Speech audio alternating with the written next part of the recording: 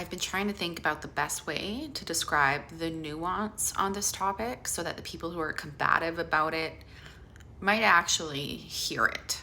Obviously, I'm not talking about people who simply reject new information. They cling to this idea because it serves them in some way, but people that actually have the capacity to grow and expand. So it is not withholding sex that is the abusive piece. It's all of the other shit around it. Logically speaking, just because we desire something, somebody not giving it to you doesn't make them inherently abusive. Valuing and respecting autonomy means that everybody at every moment gets to decide when and where and how they choose to engage and give affection and intimacy to other people. People who claim withholding sex is abusive, you're ignoring the context and the motivation and the relational dynamics behind the decision.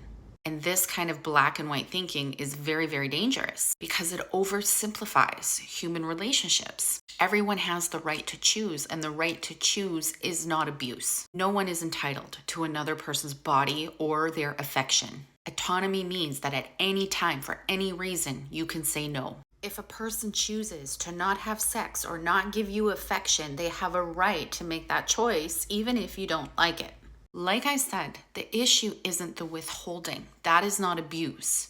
It is the stuff around it. Someone who denies that they are withdrawing when they obviously are. I'm not acting any different. You're imagining things. That's gaslighting. The abusive piece is gaslighting. Someone who withdraws to guilt trip or punish or control, that's emotional manipulation. The abusive piece is emotional manipulation. Someone who uses sex as a bargaining chip, I'll only sleep with you if you do this, that's coercion and control. The abusive piece is coercion and control. Gaslighting, emotional manipulation, coercion, and control. Those are the abusive pieces. Withholding sex is not, in and of itself, abusive. And this distinction matters because the oversimplification leads to more harm. Calling withholding abusive simply ignores all of the layers of context underneath the choice. It silences the victims that are setting healthy boundaries for their safety, but are falsely labeled as abusive. It protects abusers. Many people have been coerced into sex by being accused of withholding.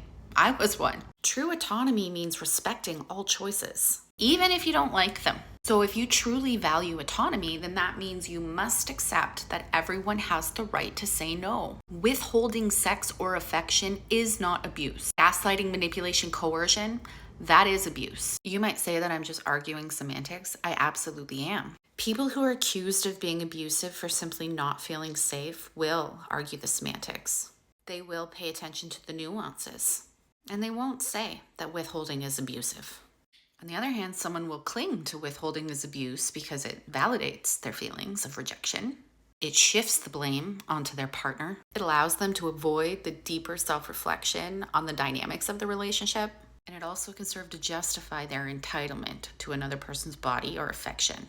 So if you find yourself clinging to the idea that withholding is abuse, I want you to ask these questions. How does believing this serve me? Does it validate my feelings? Does it shift blame? Does it protect me from facing deeper truths about autonomy and emotional safety? When you sit down with those questions and answer them, dig into them, feel the feelings, that's the healing work.